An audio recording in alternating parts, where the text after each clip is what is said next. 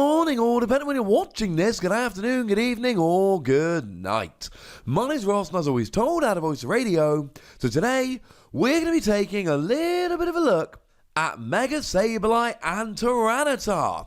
I mean, look, we know that when Tag Team GXs get released, they go and win tournaments in Japan. It's just the way it is. It's the way it's always been since Tag Team GXs came out.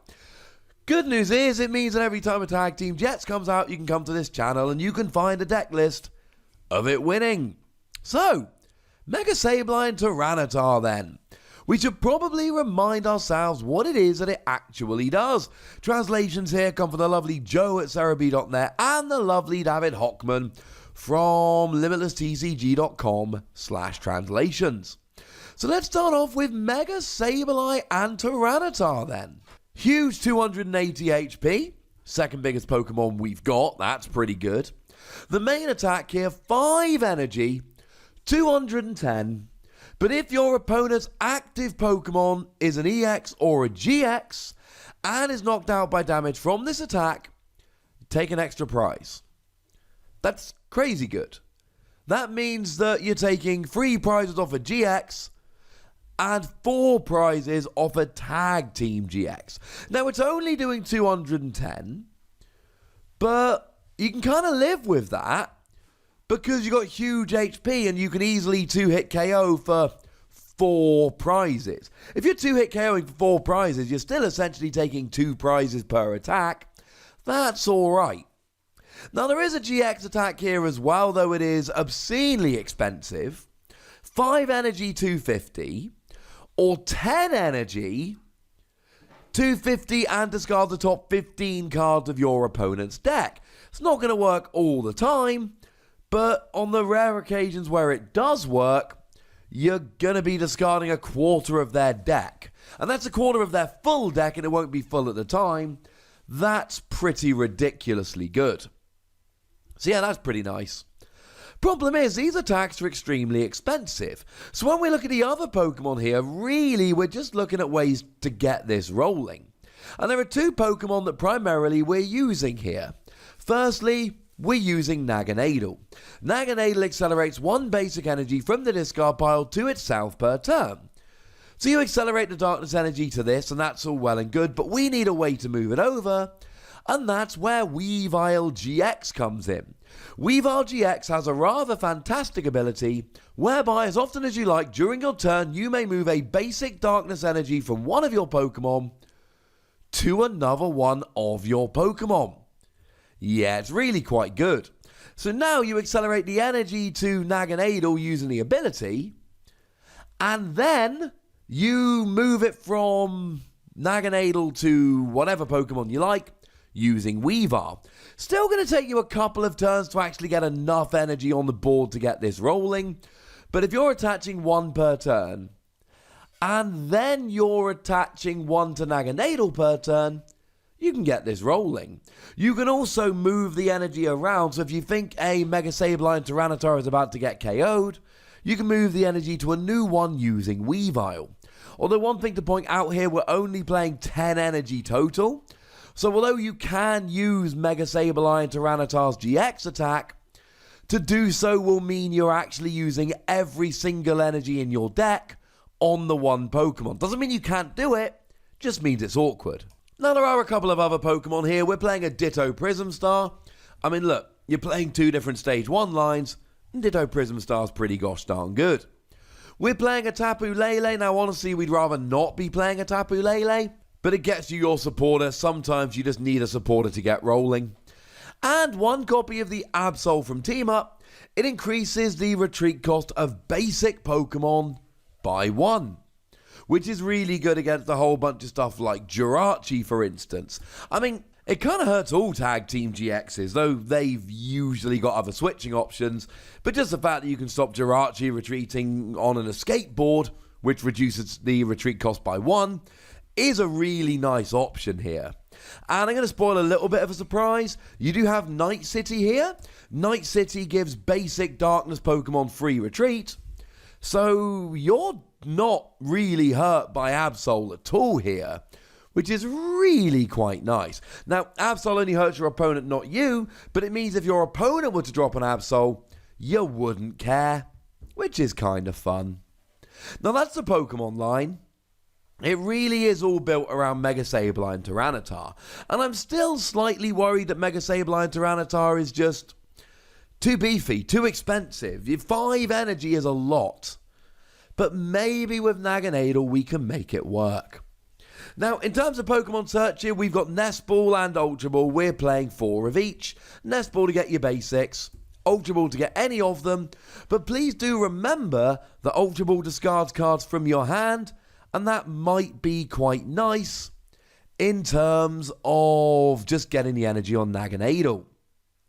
But you see, I've been talking up to now about how it might be a little bit expensive. Well, we actually do have one extra trick here. It's B-String. Because you see, Naganadel might accelerate energy to itself, using its ability, but it's also an Ultra Beast, as is Poipole, incidentally. So when your opponent has 3 or 4 prize cards remaining, which it won't always, and I mean there will be games where your opponent just won't ever have this many remaining, especially if they can KO a Tag Team GX and manipulate it so that they go immediately from 5 down to 2, and you're playing Tag Team GXs, so they might be able to. But on the games you can get it working, it gets 2 more energy onto a Naganadel, which can then be moved over with a Weavile, and now it's actually not that expensive. What you really need to do here is try and get your first Mega Sableye and Tyranitar rolling without it, but then as soon as B-String is in play, just try going nuts with B-String so that you can just get enough energy on the board that you can Weavile and get rolling. Hopefully, the first Mega Sableye and Tyranitar will be the most difficult, and after that you can use B-String. And you can also use Wishful Baton. You see, Wishful Baton is a rather lovely item card, a tool card. You attach it to a Pokemon, and if that Pokemon is knocked out by damage while it's active, you can move up to 3 basic energy from that Pokemon to one of your bench. So this is a way that we keep the energy on the field. Again, it won't really help the first of your Tag Team GXs, but after that, it should help you to keep going. The goal here is that once you've got 1 up, you can keep rolling from there on in. Now, because we're playing a bunch of tools here, we're playing 1 copy of Choice Band. It's fine. Most of the time, you'd rather have Wishful Baton, but the extra 30 here means you'll get 1-hit KOs on GXs, like indeed Pikachu and Zekrom, that you wouldn't usually be getting. And 1-hit KOing Pikachu and Zekrom for 4 prizes? Oh, I'll take that. That sounds good. We're playing Adventure Bag. Adventure Bag searches out your tools. It's kind of cool. Now, the rest of the items here, we've got 1 Max Potion. Remember that Weavile can move the energy off. You Max Potion, then it moves the energy back. That's pretty good. We've got 1 Field Blower to get rid of your opponent's tools and stadiums. 1 Rescue Stretcher to get your Pokemon back. And 1 copy of Reset Stamp, so that if your opponent jumps ahead in the game, you can force them to shuffle their hand into their deck, draw a number of cards equal to their remaining prizes, and then you're good. That lets you get just a little bit of a comeback going on here. In terms of supporter cards, we've got Lily and Cynthia as our main draw cards. They are, frankly, the best draw cards in the game. They're the ones we'd expect. We got a couple copies of Guzma for both switching and dragging Pokemon off the bench. If your opponent drops a Dedenne, you want to be able to bring it active and take 3 prizes from it. And then there's 1 copy of Nanu, which lets you switch any Pokemon you like that's on your board with a basic Darkness Pokemon from your discard pile. Now, you keep all the energy, all the damage counters, etc., so really what you want to do here is maybe use Naganadel's ability, and then B-String onto it, and then Nanu your Naganadel into a Mega Sableye and Tyranitar. That could be kind of fun. That could be really fun. And then in terms of stadiums, obviously we're playing a Black Market Prism Star, so you give up 1 fewer prize if you're a Darkness Pokemon with a Darkness energy attached to you. I've already mentioned Night City, and then there's just a couple copies of Viridian Forest. We need energy. Firstly, it lets you discard a card from your hand, so that means you can get the energy in the discard pile. But secondly, this is a deck that relies on having energy. You cannot afford to miss an energy drop. It's an awkward deck because you're relying on Naganadel and Beastring and then moving the energy over with Weavile and hoping that Wishful Baton stays when your first one is KO'd. I don't think it's a slam dunk, home run, definitely going to work every game kind of deck. But I think on the games you can get it working, you will absolutely crush. But I'd like to know what you think, so please do let me know in the comment section. Go nuts, be nice. And then make sure you like this video, subscribe to this channel, follow me on Twitter at TheWasi, and Twitch for some live action at twitch.tv/PTCGRadio.